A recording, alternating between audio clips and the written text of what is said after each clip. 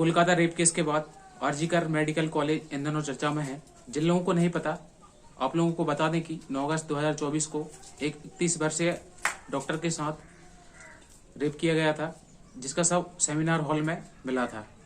शुरुआत में इस मामले को दबाने की कोशिश की गई थी, लेकिन जब लोगों ने इसके खिलाफ आवाज़ उठाई तो उसके बाद ये मामला सामने आया और देश भर में कई जगह पर इसके खिलाफ प्रोटेस्ट किया गया। इसके बाद जब लोगों ने इसका विरोध किया तो उधर के प्रिंसिपल डॉक्टर सुदेश घोष ने अपना रेजिग्नेशन गवर्नमेंट को सौंप दिया, लेकिन गवर्नमेंट ने उस रेजिग्नेशन को एक्सेप्ट नहीं किया, बल्कि उनका ट्रांसफर किसी और दूसरे कॉलेज में कर दिया। तो इस मामले के सामने आने के बाद सवाल यही उठता है कि क्या डॉक्टर की सेफ्टी कुछ भी नहीं है, और इस मामले को दबाने की इतनी कोशिश क्यों की जा रही थी। सबके दिमाग में अभी यही सवाल है। आरजीकर मेडिकल कॉलेज में ये पहली बार नहीं हुआ है। इसके ऐसे इंसिडेंट्स को लेकर आरजीकर मेडिकल कॉलेज की हिस्ट्री बहुत पुरानी नहीं है।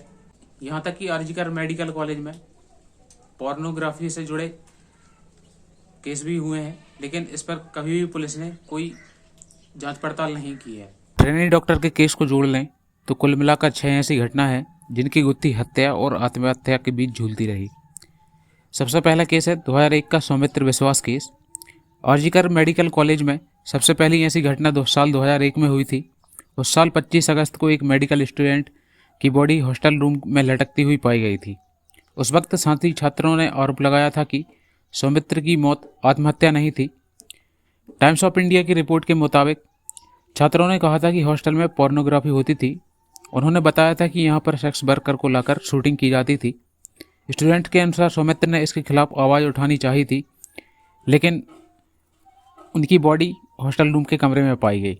इस मामले पर पुलिस पर आरोप भी लगे थे कि कहा जाता है कि सुसाइड करने वाले के साइड वाले रूम में ट्राइपॉड और रिफ्लेक्टर मिलने के बावजूद भी पुलिस ने ठीक से छानबीन नहीं की थी।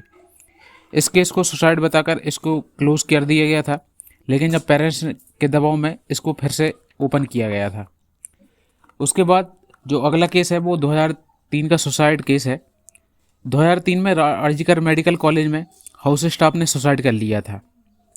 24 साल के इस व्यक्ति का नाम अरिजीत दत्ता था।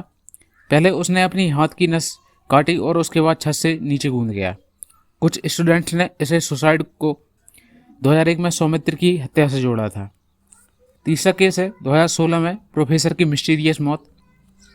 साल 2016 में आरजीकर मेडिकल कॉलेज के 54 वर्षीय प्रोफेसर की सड़ी गली लाश उनके घर से मिली थी। वह मेडिकल कॉलेज के यूनिट नंबर 6 के डिपार्टमेंट हेड थे। शनिवार को उनका रोस्टर था, लेकिन गुरुवार के बाद वह मेडिकल कॉलेज नहीं लौटे। रविवार को पड़ोसियों के ने घर पर बहुत ज़्यादा बदबू आने की शिकायत की थी। कहा जाता है कि उनके चेहरे पर भी कुछ निशान थे। उसके बाद जो अगला केस है वो 2020 में महिला डॉक्टर का सुसाइड था। 2020 में एक ट्रेनी डॉक्टर ने सुसाइड कर लिया था। 25 साल की पलोमी शाह ने इमरजेंसी बिल्डिंग की छत से छलांग लगाकर आत्महत्या कर ली थी, ऐसा कहा जाता है।